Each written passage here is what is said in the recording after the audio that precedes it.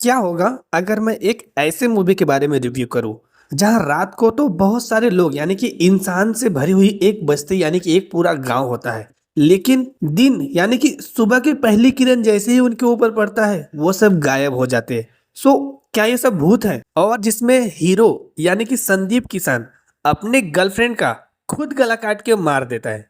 Strange ना? और जिसके स्टोरी में स्टार्टिंग से लेके एंड तक सिर्फ सस्पेंस ही सस्पेंस दिखाया जाता है। ये सस्पेंस मूवी के पूरे मूवी में बना रहता है और ये सस्पेंस जाकर लास्ट के 4-5 मिनट यानी मूवी के लास्ट के 4-5 मिनट के बाद पता चलता है कि सस्पेंस आखिर में क्या था।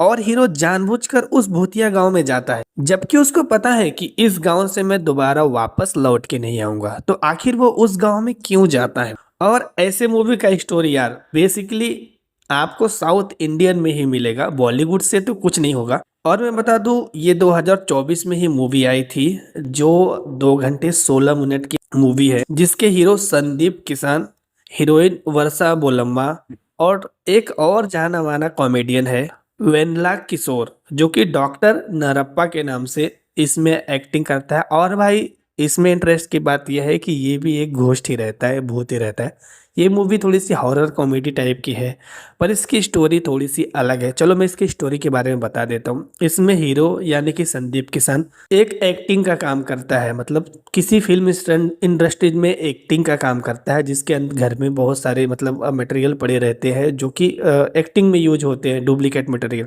और एक गर्लफ्रेंड की तलाश में रहता है और जब इसको गर्लफ्रेंड मिल जाती है तो ये अपने गर्लफ्रेंड का गला काट देता है। क्यों, वो भी मैं आपको बताता हूँ। एक्चुअली में ये उसी गर्लफ्रेंड को किडनैप करके अपने घर पे लेके आता है और वो गर्लफ्रेंड को पता नहीं रहता कि ये मुझे किडनैप किया है पर मुझे मारेगा नहीं, क्योंकि उसको ऑर्डर मिला रहता है कि सामने से उसको मार दो, मतलब अपनी गर्लफ्रेंड को मार दो। एक्चुअली में केस ये रहता है कि ये एक आदिवासी फैमिली से बिलोंग करती है और जंगल में इसका घर रहता है। तो मूवी का विलन उस जमीन को हड़पने के लिए यानी कि अपने पास लेने के लिए इसके पूरे परिवार को मार देता है। और इनके पास ना तो शिक्षा थी और ना ही कोई दूसरा एविडेंस था, तो इसके पास अपने दादाजी की अस्थियां थी, मतलब हड्डियां थी कि हम अपने मरे हुए लोगों को इस जगह पे दफनाते हैं तो ये हमारी जमीन हुई। उसको प्रूव करने के लिए वो रियल वर्ल्ड में आती है और वहां पर हीरो के द्वारा इसको किडनैप कर लिया जाता है और किडनैप करने के बाद बोला जाता है कि तुम इसको मार दो। इवन हीरो इससे लव करता है यानी प्यार में रहता है तो इसको मारना नहीं चाहता, लेकिन ये बात हीरोइन को पता नहीं चलता और हीरोइन वहां से भाग जाती है।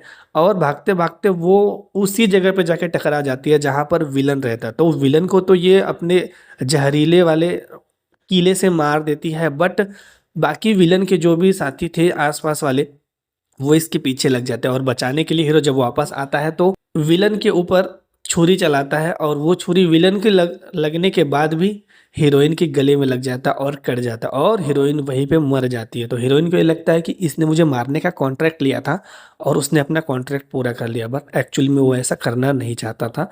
तो वो जानबूझ के उस घर में जाता है, उस गांव में जाता है जिस गांव का नाम रहता है भैरव कोना, और ये पूरे तरह से भूतिया वाला गांव रहता है।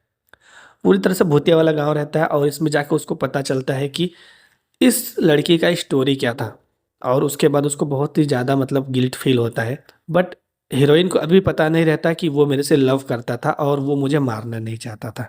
और जैसे तैसे करके हीरोइन हीरो के सामने आता है और हीरो एक दिन गलती से उस गांव यानी कि भैरव कोना में चला जाता है रात को। वहां पर बहुत सारे लोग रहते हैं तो उसको समझ में नहीं आता यार कि ये अजीब अजीब से हरकतें क्यों कर रहे हैं। और बाद में जब सुबह होता है तब उसको पता चलता है कि ये गांव पूरी तरह से भूतिया है, यानी कि यहाँ पर एक भी आदमी जिंदा नहीं है, सबके सब मरे हुए हैं। और वहां से भागने की कोशिश करता है बट एक जगह पे जाके वो ट्रैप हो जाता है। जैसे ही वो ट्रैप होता है उसको समझ में आता है कि अब मैं यहाँ से बचूंगा नहीं, लेकिन वहां से भी कैसे करके वो बच जाता है।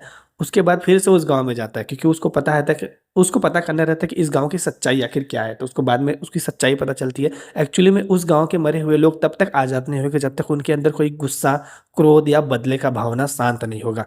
जैसे ही शांत हो जाएगा वो स्वर्ग में चले जाएंगे।